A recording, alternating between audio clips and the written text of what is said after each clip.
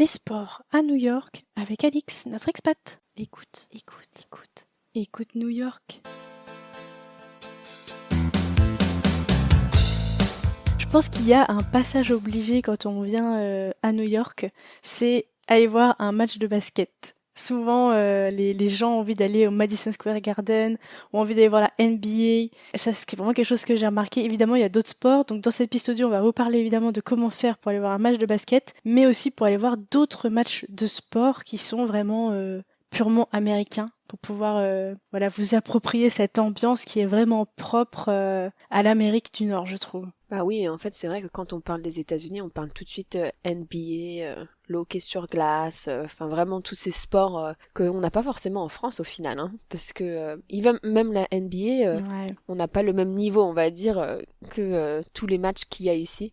Donc c'est vrai que la question revient souvent quand vous venez surtout en couple ou que vous êtes fanat d'un de ces sports, de comment participer à un jeu. C'est vrai que vous n'allez pas voir un match de hockey au mois d'août ou un match de baseball au mois de décembre. Donc c'est vraiment, il y a des saisons spécifiques et ça dépendra de quel moment vous venez à New York pour voir tel ou tel sport en fait. Il faut savoir aussi que les sports aux États-Unis c'est très populaire. Beaucoup de New-Yorkais vont voir ces matchs et donc c'est des places qui sont pas forcément toujours très données, on va dire. C'est souvent assez onéreux pour aller voir des matchs de baseball, de NBA, tout ça. Mais l'ambiance en vaut tellement le coup. Vous passerez tellement une bonne soirée que franchement, moi je le recommande les yeux fermés. Ouais, moi aussi d'ailleurs pour avoir vécu l'expérience moi du basket à New York, je le recommande toujours aux gens qui me demandent si ça vaut le coup ou pas. Ça vaut vraiment le coup. D'ailleurs, on va commencer directement par la NBA parce que je pense que c'est THE truc dont tout le monde parle. Bah ouais. Je pense que voilà, je l'ai mis vraiment en premier parce que ouais, la NBA, le basket, déjà c'est un sport que tout le monde connaît. On va dire que vous connaissez plus ou moins les règles. Alors il faut savoir que la saison de NBA, elle s'étend de novembre jusqu'à mi-juin. Donc c'est là où vous pourrez voir des matchs à New York. C'est un des sports les plus prisés des touristes parce que voilà, vous comprenez tous les règles.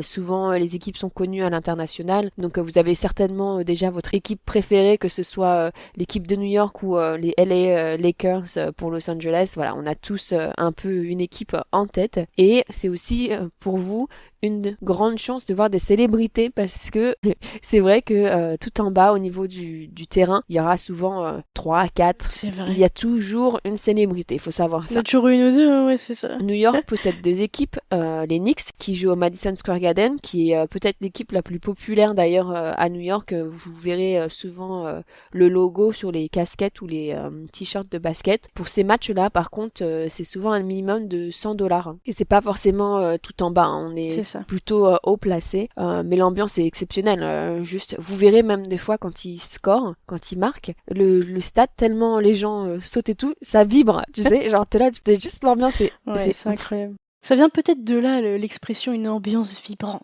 tu vois. Voilà, exactement. Je pense que c'est ça qui m'avait le plus surprise, c'est l'ambiance, comment les gens étaient vraiment dans le truc, quoi. Et on pourrait dire ça aussi des gens qui aiment le foot à Paris, qui vont voir le PSG. Je pense que c'est la même ambiance, mais c'est ça. Mais voilà, c'est. Puis il y a aussi, tu sais, les cartons quand même qui sont assez dingues. Oui, il y a de la musique à fond. Parce que tu vas voir le match de basket, mais sachez qu'au carton c'est vraiment la fête, quoi. Il y a un vrai show. Ouais. En attendant que ça reprenne et que notamment il y a quand même les pom-pom girls, mais il peut y avoir aussi des DJ. Enfin c'est assez fou. Il y a des DJ, il y a des concours de. Oui, c'est vrai, des jeux. Ils te lancent même des t-shirts des fois avec des pistolets. Oui, c'est vrai. Donc non, franchement, ils savent mettre l'ambiance. C'est ça. Ça, il n'y a pas à redire. Écoute New York.